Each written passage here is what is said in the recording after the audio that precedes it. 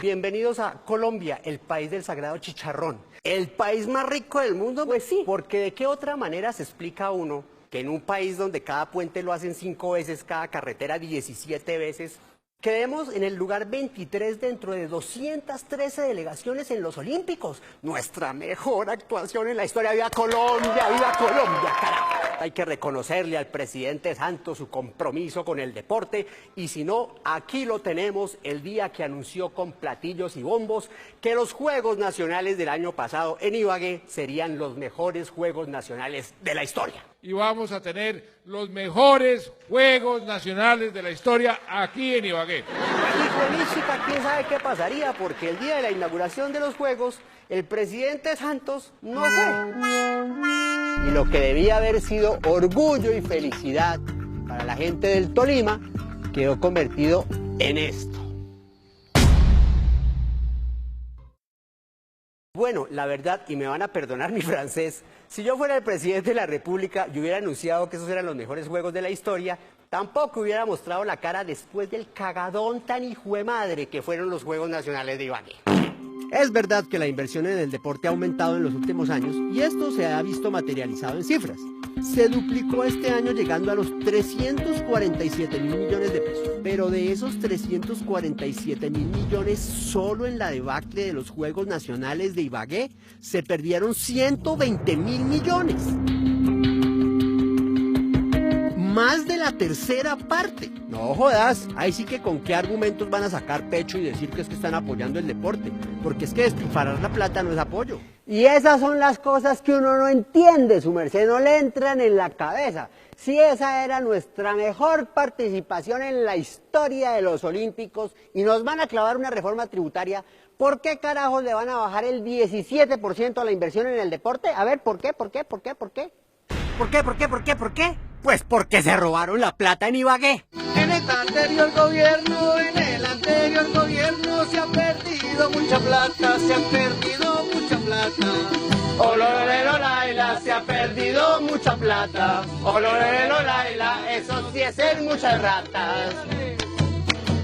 Y darse uno cuenta cómo roban de miserablemente a un pueblo tan noble como el pueblo de Ibagué y del Tolima. No hay derecho. Aquí está la investigación. Un fraude que se comenzó a gestar desde su creación. Los juegos debían ser, creo, en el 2016 y tramitaron a través de una ley que se adelantara al 2015. ¿Por qué? Por el afán de los políticos del Tolima de inaugurar obras. ¿Y quién era el ilustrísimo hijo del Tolima, burgomaestre de Ibagué, interesado en adelantar los juegos un añito para que le tocara a él manejar ese billetico? Digo, me imagino que por muy buenas razones. En la alcaldía de Ibagué estaba el señor Luis H. Rodríguez, un político que quiso ser alcalde toda su vida. Este señor tenía al abogado Orlando Arciniegas como asesor de la Secretaría de Hacienda para asuntos de la Secretaría de Hacienda.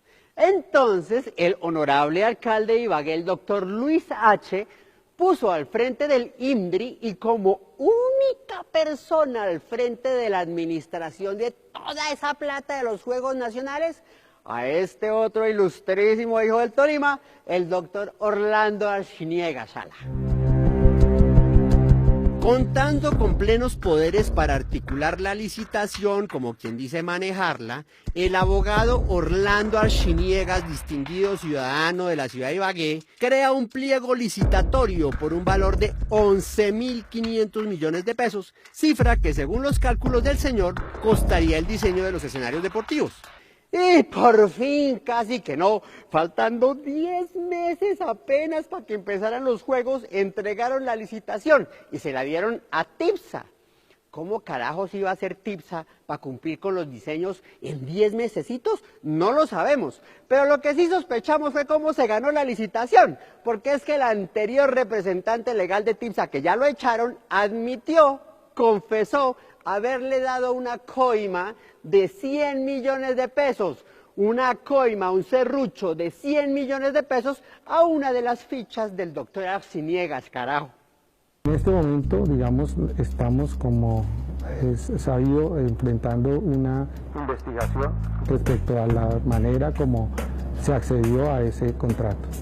Lo único que en este momento creo que se puede afirmar de manera concreta frente a esa investigación es que Luis Uribe accedió a la petición de algunos funcionarios de la anterior alcaldía para acceder a ese contrato pagando algún dinero.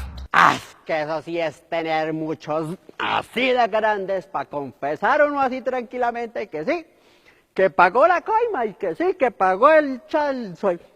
¿Qué hizo el serrucho? Pues muy bien, la cosa no solo no paró ahí, siguió, llegó la parte de la ejecución de las obras y esta le correspondió a unas multinacionales españolas que curiosamente entraron de la mano de dos pequeñas empresas colombianas. Con los contratistas definidos comenzaron las obras, o por lo menos eso creía el inocente pueblo de Ibagué. Pero nuevamente, y según los constructores, los errores que presentaban los diseños de TIPSA no les permitían avanzar con el proyecto. El complejo acuático se detectó que tenía una deficiencia de 1.500 metros cúbicos. El Coliseo Mayor tenía un faltante de 285.000 kilos en la cubierta. En atletismo había una excavación de 200 metros cúbicos y salieron realmente 9.000. Y entonces viene su merced el partido de ping-pong de los Juegos Nacionales entre TIPSA y los contratistas. Los de TIPSA, eche para allá su pelotazo, que eso era culpa de los contratistas que no cumplieron. Y los contratistas, para allá su pelotazo, que era que los diseños de TIPSA no servían. Y pimponazo para allá, pimponazo para acá, y el pueblo colombiano como un pendejo, para allá, para acá, para allá, para acá. Se llegó la hora de los Juegos Nacionales y todo parecía que iba a ser una película de horror. Por ejemplo, una de las disciplinas deportivas que me parece a mí más bonita de ver, que son todo lo que tiene que ver con los deportes acuáticos, la natación de larga distancia en estilos, los clavados, y al momento de llegar las pruebas, ¿dónde iban a tener que nadar y clavarse los deportistas de los Juegos Nacionales? Hay que tener mucha cara dura y mucha vergüenza para entregarle esto a una ciudad al momento de inaugurar sus Juegos. A solo un mes de la inauguración de los Juegos, era evidente que no se iban a realizar en estos escenarios. Y finalmente, y esto me da tristeza admitirlo, esta fue la cara que los administradores del Tolima a cargo de los Juegos Nacionales le enseñaron a la gente de Ibagué. No hay derecho, este sí es mucho país de ratas. Escasamente por ahí hay una rata en la cárcel, pero eso sí terminaron siendo los Juegos Nacionales más nacionales de la historia, porque tocó hacerlos en Ibagué, en el Chocó, en Cundinamarca, en Cali, etcétera, porque en Ibagué no estaban los escenarios. Y el pueblo de Ibagué no solo terminó atracado, asaltado, sino desmoralizado. ¿En qué va la cosa? Está capturado el honorable doctor Archiniegas, que dijo que iba a colaborar y a devolver parte de la plata, pero ni lo uno ni lo otro. Lo único que ha hecho es dilatar y dilatar y dilatar. Y aquí decimos con luz roja, advertencia, advertencia, que no vayan a salirnos después con que, ay, es que precluyeron los términos.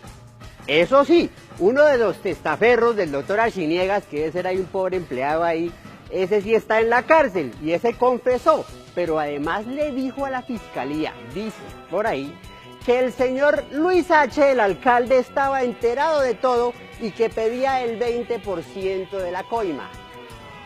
Casi que no se logra, pero finalmente se hizo una auditoría y la Contraloría dice que hubo un detrimento patrimonial de 66.000 millones de pesos. O sea, detrimento no es necesariamente que se los robaron, sino que los dejaron perder. Allá están 66.000 millones de pesos en diseños chimbos, en concreto tirado, en piscinas podridas. ¿Y saben qué es lo peor? Que para hacer los escenarios destruyeron el polideportivo que ya tenía la ciudad de Ibagué y que sí funcionaba. Estos son muchos hijos de su puta madre.